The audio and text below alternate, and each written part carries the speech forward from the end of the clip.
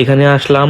আজকে তনিয়াপুর হাজবেন্ডের বাদ আসর জানাজার নামাজ অনুষ্ঠিত হবে। তো এখান থেকে জানাজার নামাজ শেষ করে আপুদের সঙ্গে আবার যাই নৌবাহিনী সদর দপ্তর যে কবরস্থানটা আছে সেখানে।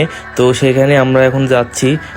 আপুর সাথে দেখা হয়েছে। আপু আসলে খুব মর্মাহত ছিল, আর মর্মাহত কেনই বা হবে না, কারণ প্রত্যেকটা নারীর কাছে তার স্বামী আসলে অনেক ইম্পর্টেন্ট একজন পার্ট। তো তার আমি রাত দিন না খেয়ে না করে আমার নিজেকে এখন এত অসহায় লাগে। আমি সারাদিন খাই না, ঘুমাই না, কিচ্ছু করি না।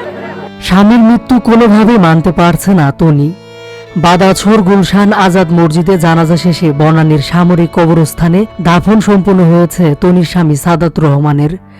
এদিকে সাদাত রহমানের জানাজায় শত শত মানুষের ঢল নামে। স্বামীর শেষ বিদায় লগ্নে লাশবাহী গাড়ির পিছন পিছন এসেছিলেন তনি। কোনোভাবেই তাকে আটকানো যাচ্ছিল না। এ সময় দূর থেকে দাঁড়িয়ে স্বামীর শেষ জানাজা দেখেছেন। তারপর স্বামীর লাশের সাথে সাথে কবরস্থানেও গিয়েছিলেন তনি।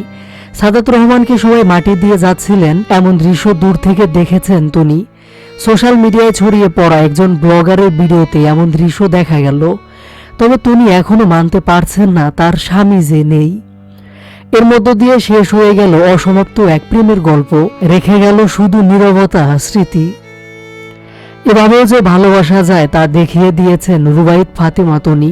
স্বামীর প্রতি তার এমন দায়িত্ব কর্তব্য দেখে সবাই মুগ্ধ। নারী শুধু অর্থে আটকায় না, আটকায় মায়া ভালোবাসায়। তাই যেন দেখিয়ে দিলেন তনি। স্কুল জীবনে প্রথম স্বামীর কাছ থেকে ধোঁকা খাওয়ার পর পুরুষের উপর ভালোবাসা উঠে গিয়েছিল তনির, কিন্তু এরপর ভরসা করে সাদাত রহমানের হাত ধরেছিলেন। সাদাত রহমানকে নিয়ে জীবনকে সাজাতে চেয়েছিলেন নতুনভাবে, পেরেছিলেন সুন্দরভাবেই। একটি দুটি করে দেশের বিভিন্ন স্থানে 12টি পোশাকের শোরুম আছে তনির। জীবনের কঠিন পুরোটা মুহূর্ত স্বামীকে নিয়েই পার করেছেন।